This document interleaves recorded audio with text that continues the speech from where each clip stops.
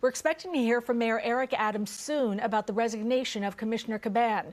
This comes after raids this week at his home and at least 3 other top officials in the Adams administration. Political reporter Marcia Kramer has been covering this story all week. She is live at City Hall with the latest. Marcia.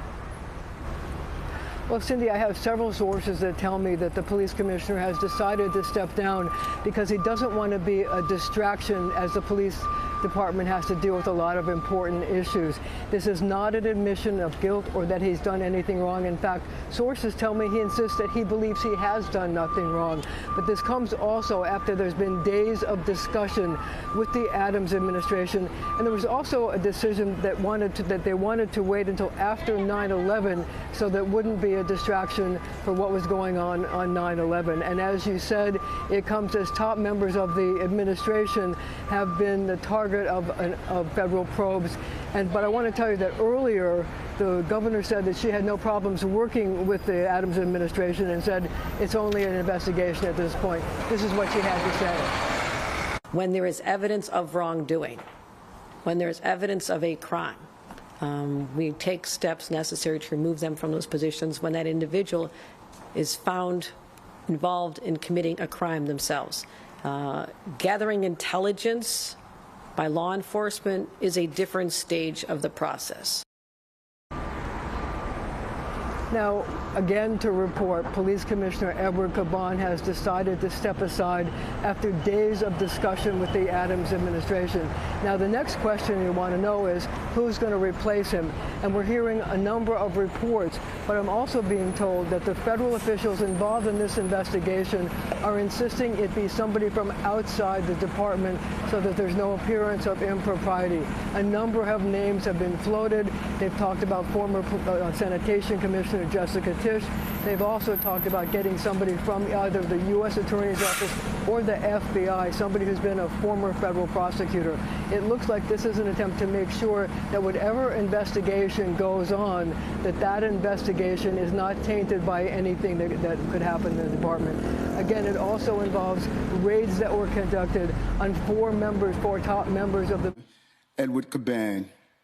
He concluded that this is the best decision at this time. I respect his decision, and I wish him well.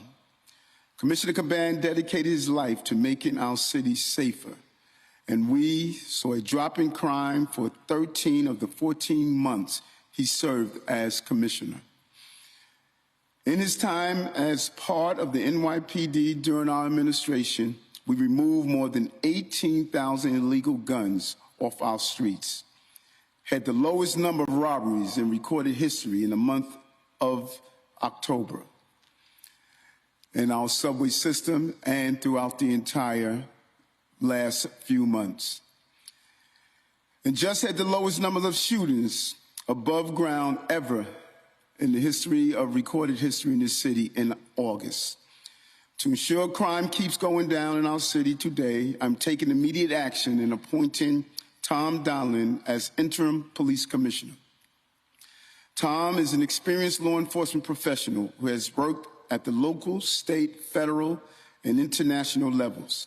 He served as New York's director of the Office of Homeland Security, ran the FBI's National Threat Center and the FBI NYPD Joint Terrorist Task Force, and worked as the cold case agent investigating the 1993 Twin Towers bombing, as well as the attacks in U.S. embassies in Africa and the USS Cole in Yemen by Al-Qaeda.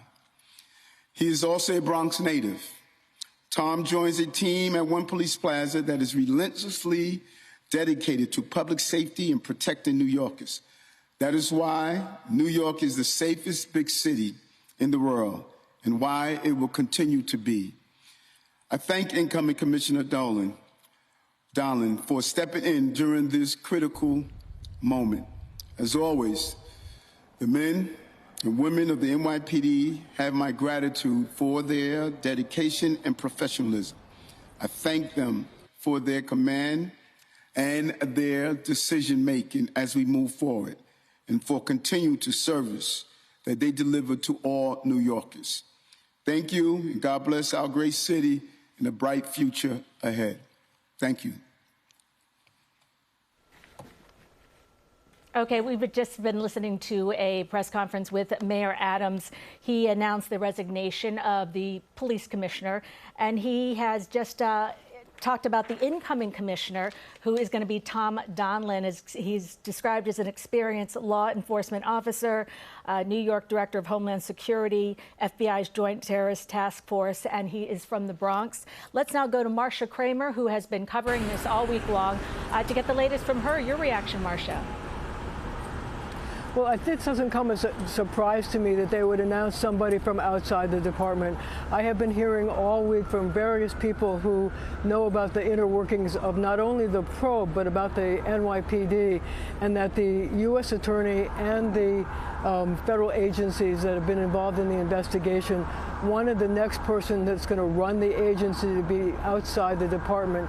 And so in picking Tom Donlin, that fills the bill. It's somebody who has a lot of experience in law enforcement, not necessarily in law enforcement in the NYPD, but has a record of being able to deal with terrorism.